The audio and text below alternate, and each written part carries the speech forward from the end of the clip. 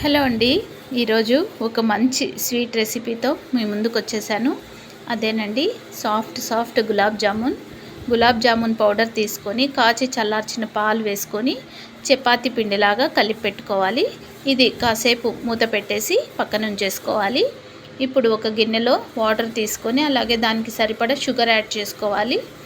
Light తీగ పాకం వచ్చేలాగా చూసుకోవాలండి. మన జామున్ క్వాంటిటీని బట్టి పాకం రెడీ చేసుకోవాలి. ఇప్పుడు దీన్ని బాగా మరగనిచ్చిన తర్వాత ఇందులోకి మనం యాలకుల్ని దంచి వేసుకోవాలి.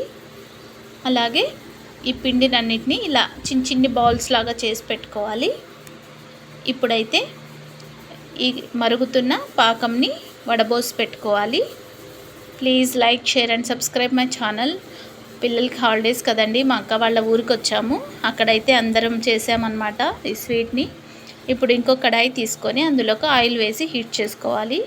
ఈ హీట్ అయిన ఆయిల్లో ఈ గులాబ్ జామున్ బాల్స్ అన్నీ కూడా వేసేసుకొని బాగా ఎర్రగా వేయించుకోవాలండి. సిమ్లో లేదా మీడియం ఫ్లేమ్లో పెట్టుకొని వేయించుకోవాలి.